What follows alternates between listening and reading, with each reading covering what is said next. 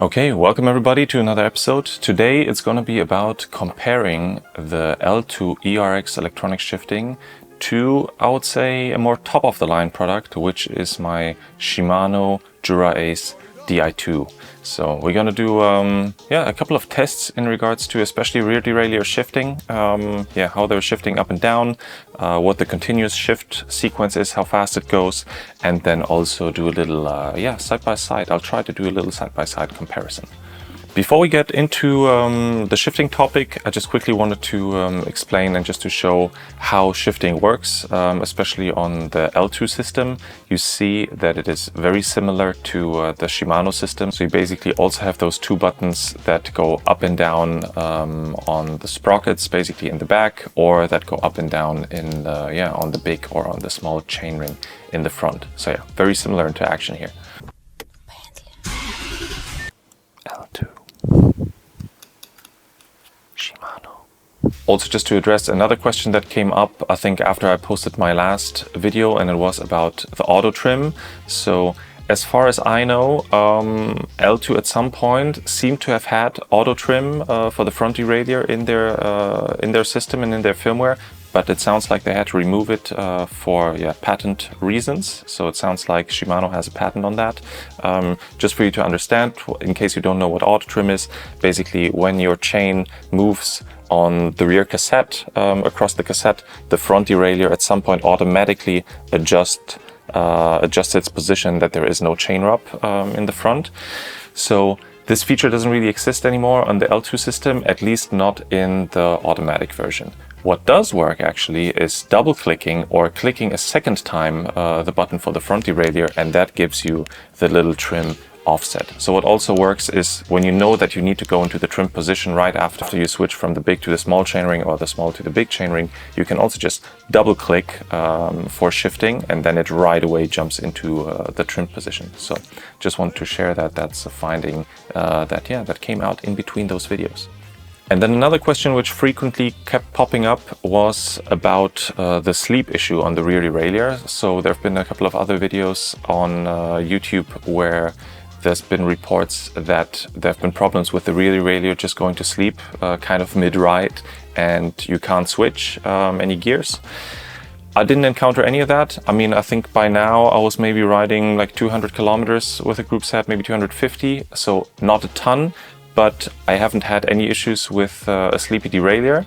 Just for full transparency, I think there was 1 or 2 firmware updates that I did in the meantime since I got the group set. So maybe that has been addressed in one of those firmware updates. Okay, enough general Q&A. Let's now dive into shifting performance. Okay, so I'm gonna put a stopwatch on here. And I'm going to try to shift every 2 seconds at first in one run, and then I'm going to try to shift every 1 second. And let's see if we can get them synced up in between the group sets. Let's go. Let's try to shift every 2 seconds.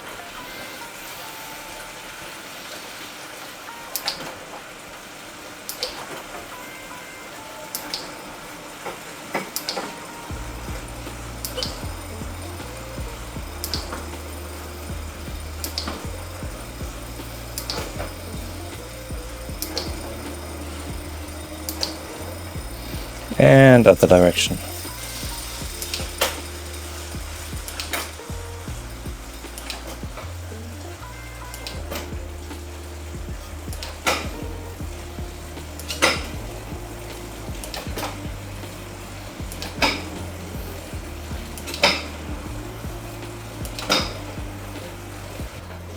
Let me try to shift every second.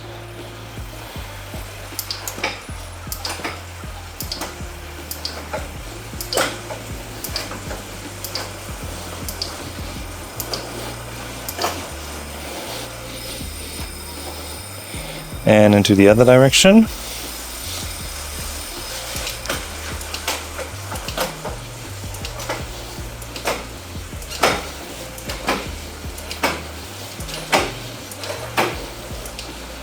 And now we're just going to press and hold the shift button. Let's see what happens.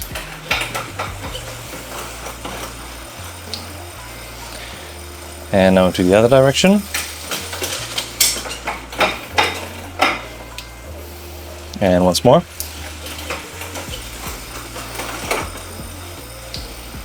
And down again.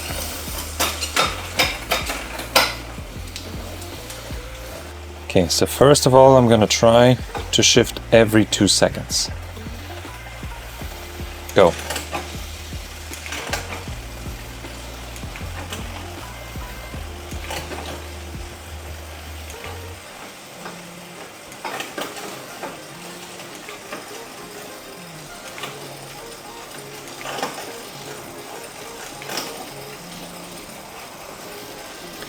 And down.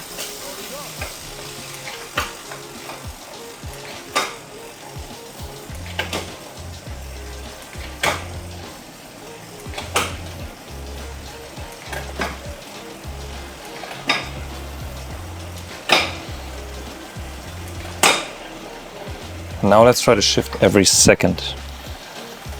Go.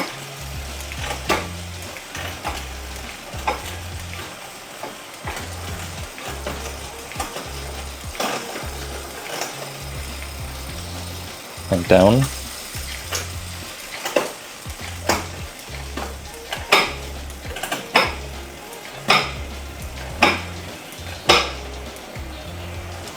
Now let's try to press and hold the button and let's see what happens.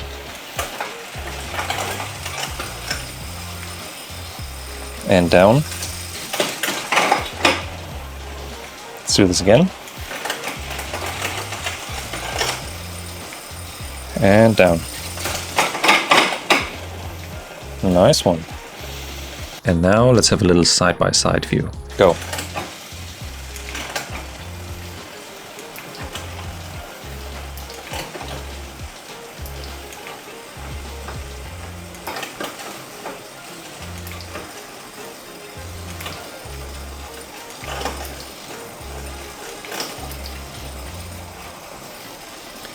And down.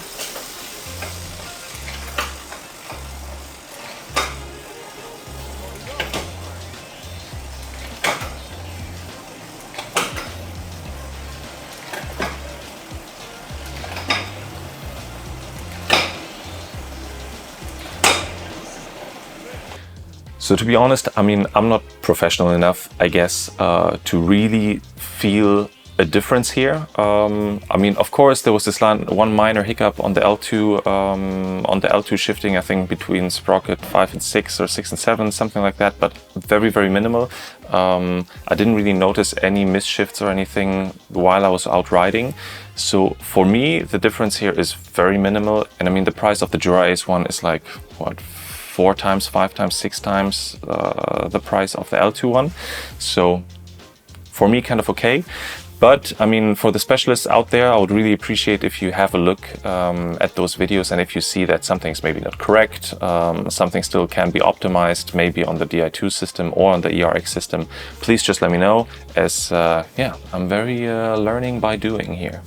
But yeah, bottom line for me, both of them shift super buttery smooth.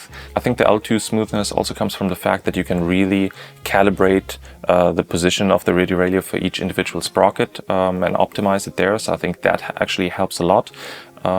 So yeah, to be honest, I was very surprised and very, very happy about that result. And now, just for those people who sometimes secretly switch into the small chainring in the front, here's a very quick video of the shifting performance of the L2 front derailleur.